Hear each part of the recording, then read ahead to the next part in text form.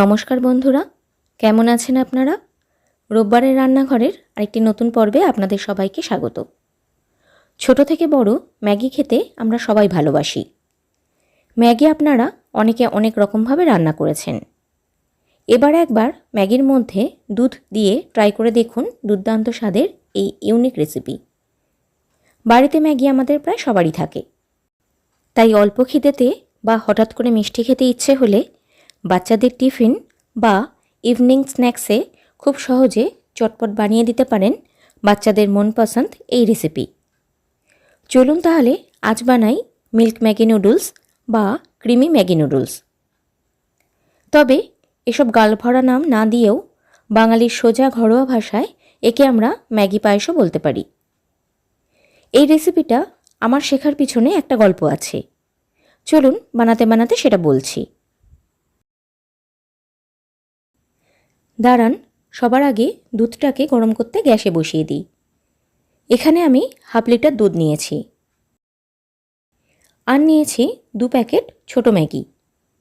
Maggi মশলাটাকে আলাদা করে বের করে রাখছি, এটা আমি এই রেসিপিতে ব্যবহার করব না।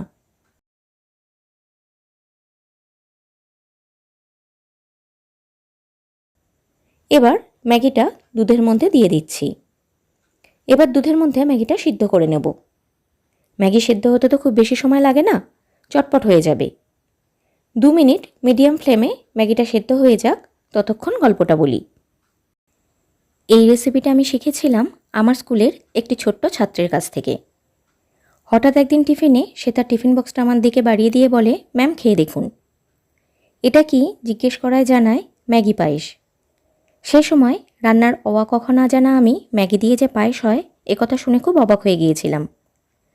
সেদিন তার টিফিনে ভাগনা বসালেও তাকে কথা দিতে হয়েছিল বাড়িতে গিয়ে করে দেখব। এর মধ্যে 2টো এলাচ দিয়ে দিচ্ছি, আপনারা গুঁড়ো করেও দিতে পারেন। এরপর প্রতিদিন ক্লাসে গেলেই তার প্রথম জিজ্ঞাসা ছিল ম্যাগি পায়েস করেছিলাম কিনা। তার এই প্রতিদিনের জিজ্ঞাসার উত্তর দিতে গিয়ে একদিন ম্যাগি পায়েস বানিয়ে বাড়ির লোকদেরও আমি অবাক করে দিয়েছিলাম। পরদিন স্কুলে গিয়ে ছাত্রটিকে জানাতে ম্যামকে একটা ইউনিক রেসিপি শেখাতে পেরে তার মুখে যে অনাবিল আনন্দের হাসি সেদিন দেখেছিলাম, এই রেসিপিটা বানাতে গেলে আজও সে কথা আমার মনে পড়ে। ম্যাগিটা আমাদের ভালোভাবে সিদ্ধ হয়ে গেছে। এই পর্যায়ে দিয়ে দেব চিনি। মিষ্টিটা যে যার পছন্দ মতো দেবেন। এখানে আমি 4 চামচ চিনি দিয়েছি। আর দিচ্ছি কিছুটা কিশমিশ। আমন্ড, কাজু বাদাম, ড্রাই ফ্রুটস বাড়িতে যা থাকবে দিতে পারেন, না থাকলে না দিলেও চলবে। এবার খুব ভালোভাবে সব কিছু মিশিয়ে নেব।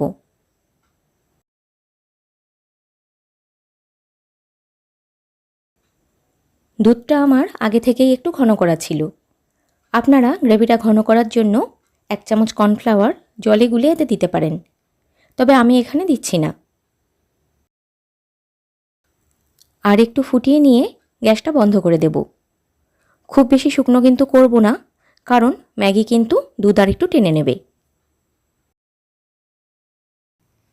তৈরি হয়ে গেল দুর্দান্ত স্বাদের মিল্ক ম্যাগি নুডলস বা ম্যাগি পায়েস। আপনারা যদি এটা আগে ট্রাই না করে থাকেন তবে অবশ্যই একবার ট্রাই করবেন। এটা এত সুন্দর খেতে হয় বাড়িতে না বানালে বিশ্বাসই হবে না। মিষ্টি, বিশেষ করে পায়েস খেতে যারা ভালোবাসেন তারা মাত্র 5 মিনিটে বানিয়ে নিতে পারেন এই ইউনিক রেসিপি। আর বাচ্চাদেরও এটা খুব পছন্দের।